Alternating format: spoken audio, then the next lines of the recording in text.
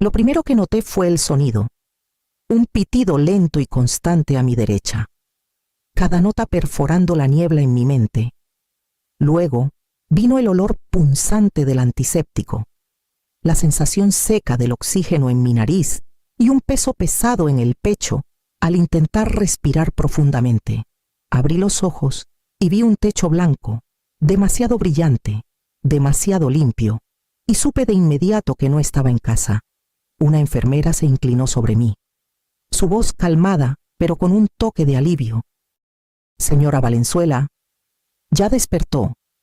Ajustó algo en el monitor y me preguntó mi nombre, el año, el día. Mis respuestas salían lentas, con la boca seca y la garganta apretada. Dijo que me habían traído inconsciente 3 horas antes. Después de que una vecina me encontrara desmayada en la cocina, tardé un momento en formular la pregunta. «Mi hija. ¿Alguien la llamó?» Los ojos de la enfermera se suavizaron de una manera que me hizo sentir un nudo en el estómago. Sí, los doctores hablaron con ella cuando la internaron. Esperé el resto. Quería que me dijera que Paloma había estado aquí, que se había sentado a mi lado, tomado mi mano, exigido saber qué estaban haciendo por mí. En cambio, la enfermera dudó y luego nos dijo que no podía venir. Estaba paseando al perro de su suegra. Por un instante, pensé que había oído mal. El oxígeno silbaba suavemente en mis oídos. El monitor mantenía su ritmo paciente, y sus palabras se asentaron como piedras en mi pecho. La enfermera continuó, su voz más baja ahora. Le explicaron que su estado era crítico, que tal vez no pasaría la noche. Aún así, no quiso venir. Giré la cara hacia el techo otra vez. La luz se volvía borrosa mientras mis ojos picaban. Los detalles de cómo terminé aquí el nudo en la garganta ese día. El mareo flotaban en fragmentos, pero sus palabras eran nítidas y claras. No pude formular otra pregunta. La enfermera ajustó mi sábana y dijo que me daría unos minutos antes de que llegara el doctor. Cuando se fue, el silencio me envolvió. El pitido del monitor sonaba más fuerte ahora. Cada pulso, un recordatorio de que estaba aquí, respirando, mientras la única persona en la que siempre creí que vendría por mí no lo había hecho. Y mientras yacía allí, mirando ese techo blanco y vacío, los años que me llevaron a este momento comenzaron a desfilar en mi mente. Crié a Paloma en un pequeño departamento de 2 recámaras en la Ciudad de México, donde cada rincón guardaba la huella de nuestra vida juntas. Las paredes conocían la risa de su infancia. Los pisos sentían mis pasos cansados después de turnos dobles. Y la cocina fue testigo de incontables noches preparando lo que necesitaba para la escuela del día siguiente. Nunca tuvimos mucho, pero lo hacíamos rendir. Las vacaciones eran un lujo que no podíamos permitirnos, así que los veranos eran picnics en el Parque México o acampadas en la sala con sábanas colgadas entre sillas. Rechazaba invitaciones a salir porque las niñeras costaban demasiado y tomaba turnos extra en la clínica para pagar sus clases de piano. Cada vez que la miraba, me decía a mí misma que valía la pena. Cuando conoció a Mauricio Torres en sus 20 y tantos, me alegré por ella. Parecía estable, amable, de una familia acomodada. Al principio, Verónica, su madre, era toda sonrisas amables y cortesía. Me agradeció por haber criado a una joven tan capaz, y quise creer que era sincera. Pero después de la boda, el equilibrio comenzó a cambiar. Los planes que hacíamos Paloma y yo se cancelaban a última hora. Perdón, mamá, Verónica está organizando una cena familiar esta noche, y quiere que esté ahí. Le prometí a Verónica ayudarla con los preparativos de la subasta benéfica.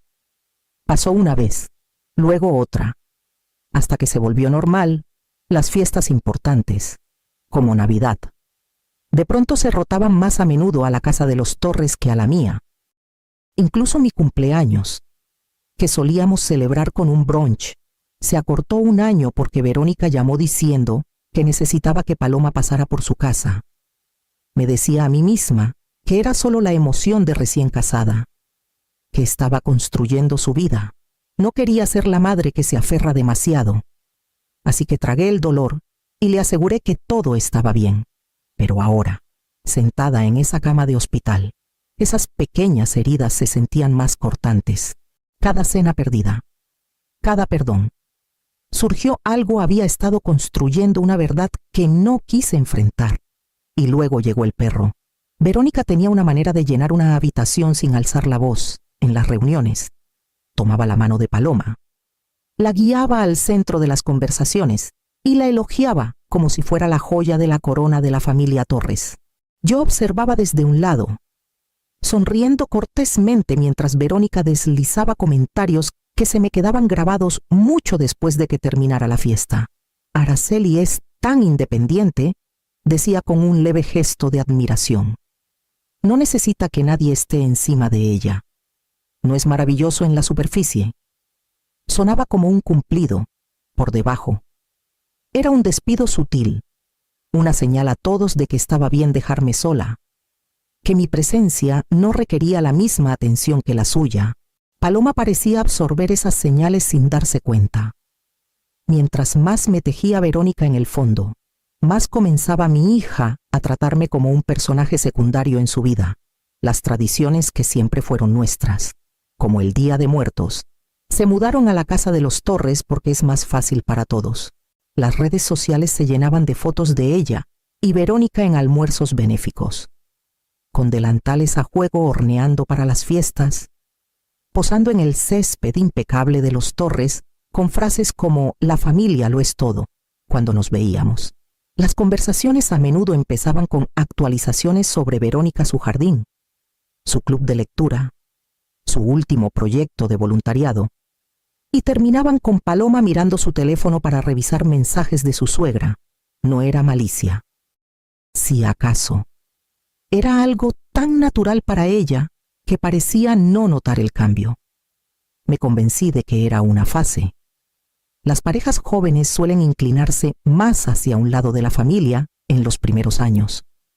Intenté no llevar la cuenta, dejar que encontrara su equilibrio sin interferir, pero a veces, al conducir a casa después de otra visita corta, apretaba el volante con más fuerza y me preguntaba cuándo me convertí en la madre independiente que no necesitaba a su propia hija. Mantenía la esperanza de que el péndulo regresaría, que pronto recordaría de dónde venía. Entonces Verónica trajo al perro. Duque llegó a la casa de los Torres como si fuera de la realeza. Verónica había viajado a otro estado para recogerlo, un samoyedo de raza pura que costó lo que habría pagado varios meses de mi renta. Su llegada fue celebrada con una fiesta de bienvenida, con tazones de agua grabados y un pastel amigable para perros. Los mensajes de Paloma pronto se llenaron de fotos de Duque, estirado en cojines de seda, Duque con un suéter tejido a medida, Duque dormido con la cabeza en su regazo.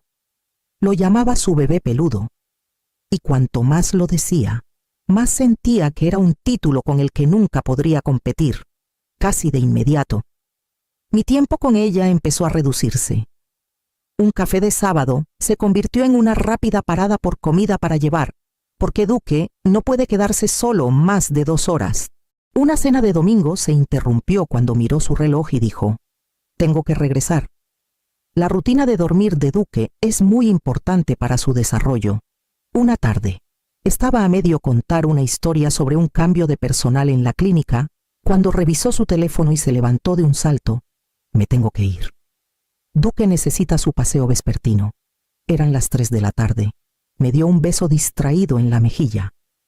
Tomó su abrigo y salió antes de que terminara mi frase. Nunca le dije la verdad, que el pelo de los samoyedos me cerraba la garganta y me hacía doler el pecho. Había sabido de mi alergia por años, aprendido a manejarla con medicamentos y evitando el contacto, pero decirlo ahora sentía como una forma más de obligarla a elegir entre mí y el mundo que había construido con Verónica. Había pasado demasiados años viéndola elegir al otro lado en pequeños detalles. No podía darme el lujo de darle otra razón, así que me quedé callada. Sonreí a pesar de la picazón en los ojos cuando Duque estaba cerca y me dije que no valía la pena armar un escándalo. hasta la noche en que me invitó a cenar. Cuando Paloma me llamó para invitarme a cenar en casa de Verónica, dudé.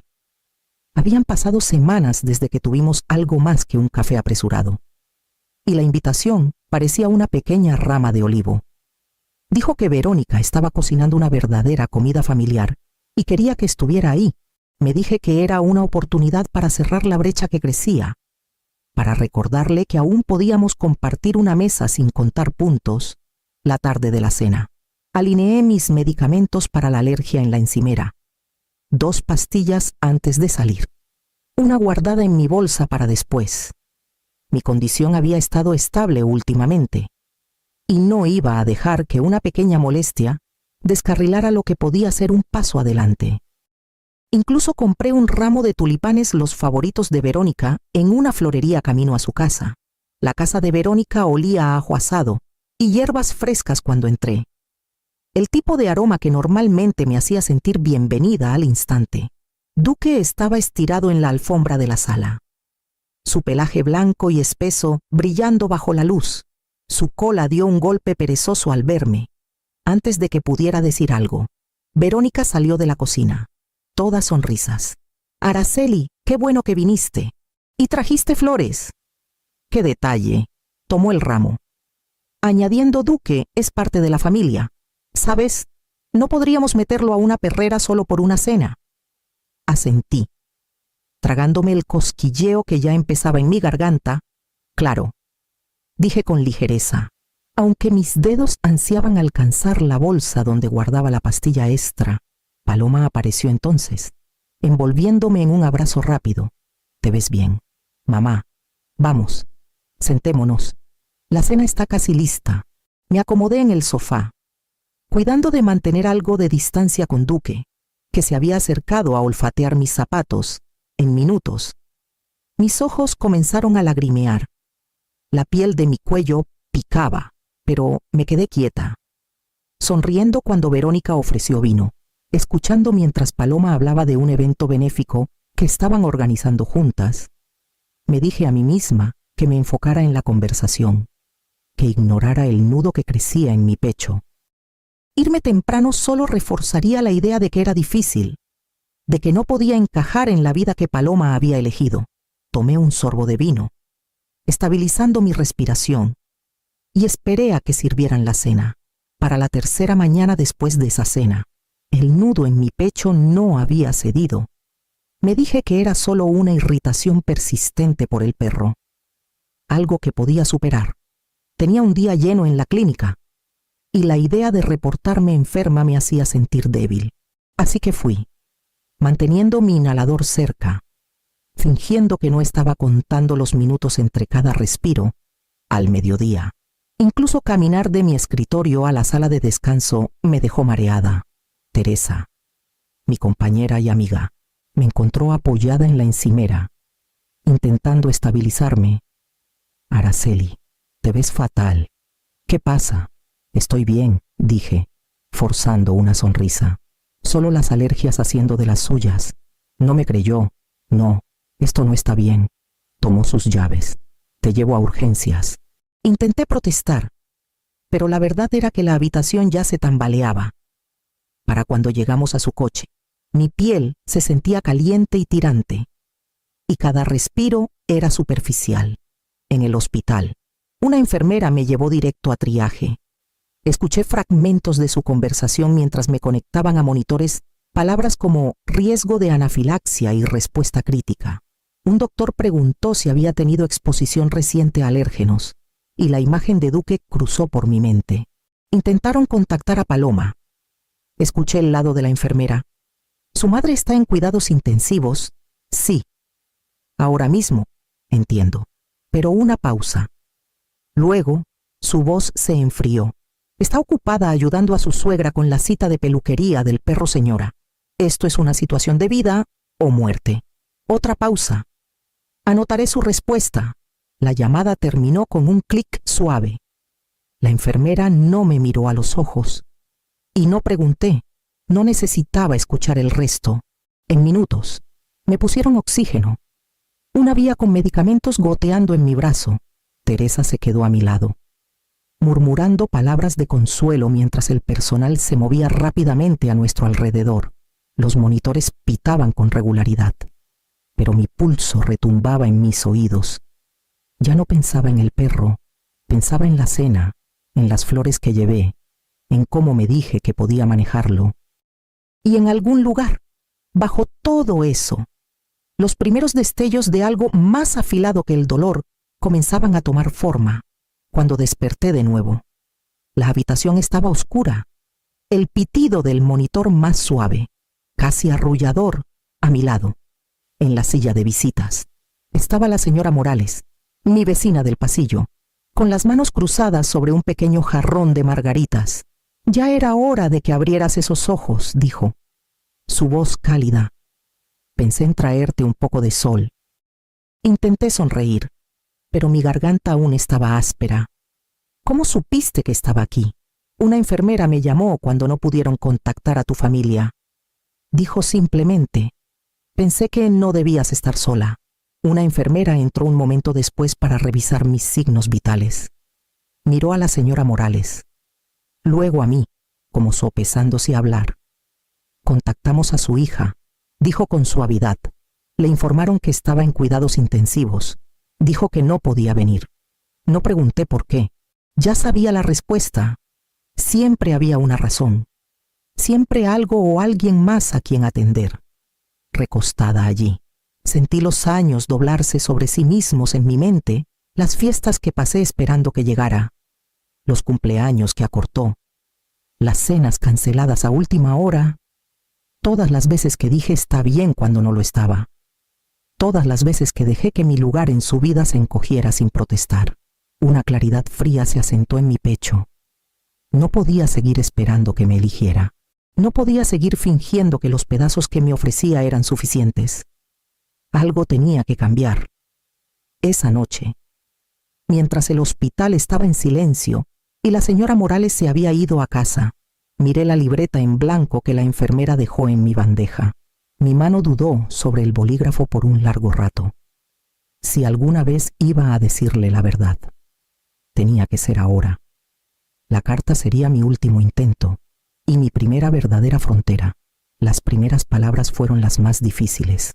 Me senté, apoyada en la cama, con la sábana delgada del hospital cubriendo mis piernas, el bolígrafo suspendido sobre la libreta.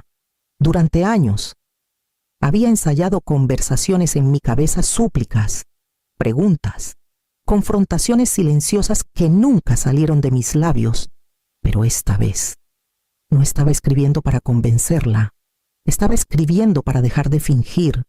Empecé con la noche en que me internaron. Le conté cómo los doctores la llamaron, cómo le dijeron que podía ser mi última noche y cómo ella decidió no venir.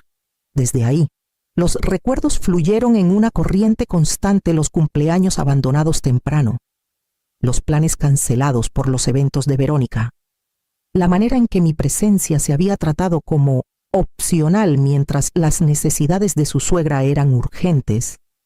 Mantuve un tono mesurado, sin insultos, sin gritar con tinta, solo hechos, expuestos con claridad.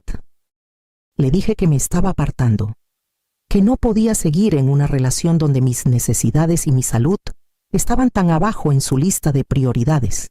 Escribí que el respeto no era opcional, y hasta que pudiera mostrarlo consistentemente, mantendría mi distancia. Hubo momentos en que mi mano temblaba, cuando tuve que dejar el bolígrafo y estabilizar mi respiración, pero cada vez lo tomaba de nuevo, porque esta carta no era solo para ella, era para mí, para cuando llegué a la última página. Mi mano dolía y mi pecho se sentía más ligero. 4 páginas de verdad. 4 páginas que sabía que ella podría descartar, tergiversar o ignorar por completo. Eso ya no importaba. Lo que importaba era que finalmente lo había dicho. Doblé las páginas con cuidado. Las deslicé en un sobre y lo sellé con una presión firme de mi pulgar. No escribí con cariño al cerrar, no porque no lo sintiera, sino porque esta carta no era para suavizar el golpe, era para entregarle la verdad. y alejarme sabiendo que había dicho todo lo que necesitaba decir. La mañana de mi alta. El cielo fuera de mi ventana era del color del plomo, del tipo que promete lluvia para la tarde. Mi bolsa ya estaba lista cuando la enfermera entró con mi expediente. «Todo listo», dijo con tono ligero. Saqué el sobre sellado del cajón de la mesita. «¿Puedo pedirte un favor?» Expliqué que mi hija vendría después, que quería que dejaran esto en la cama, exactamente donde había estado los últimos días. La enfermera estudió mi rostro un momento. Luego asintió. «Me aseguraré de que lo reciba. A las 2 de la tarde». Estaba en una cafetería al otro lado de la calle. Mi café enfriándose sin tocar frente a mí. Teresa se había ofrecido a llevarme a casa, pero le pedí un poco de tiempo. Quería estar lo suficientemente cerca para ver, pero lo suficientemente lejos para no ser vista. A las 3:15 en punto. El coche de Paloma entró en el estacionamiento del hospital. Desde mi asiento junto a la ventana, la vi bajar, acomodándose el cabello en el reflejo de la puerta de vidrio antes de entrar. Caminaba rápido, como si tuviera otro lugar donde estar después de esta breve parada. 15 minutos después, la enfermera que prometió ayudarme llamó a mi celular. «Vino», dijo. Encontró la carta en la cama. Al principio sonrió, pero a la mitad se le fue el color de la cara. Las manos le temblaban. No dijo una palabra cuando se fue. Le agradecí, mis dedos apretando el teléfono. No esperaba lágrimas ni disculpas, y mucho menos enojo. Pero escuchar su reacción de segunda mano fue suficiente para confirmar lo que ya sabía. Las palabras habían calado. Afuera, las primeras gotas de lluvia comenzaron a golpear la ventana de la cafetería, suaves y deliberadas, como signos de puntuación al final de una frase que había estado escribiendo durante décadas. Terminé mi café, aparté la taza y dirigí mis pensamientos hacia dónde pasaría el próximo capítulo de mi vida. La señora Morales insistió en que me quedara con ella después del hospital, y durante 2 semanas su cuarto de huéspedes se convirtió en mi refugio. Su casa era tranquila, sin mascotas, y llena de pequeños gestos amables, toallas frescas dobladas al pie de la cama, té esperándome en la cocina al despertar. Nunca pedía detalles a menos que yo los ofreciera, y de alguna manera, ese espacio para respirar hizo que sanar fuera más fácil. Cuando estuve lo suficientemente fuerte, me mudé a un nuevo departamento al otro lado de la ciudad. Estaba en el último piso de un pequeño edificio de ladrillo, con ventanas que daban a un aire limpio y sin rastro de caspa. Desempacar se sintió diferente esta vez.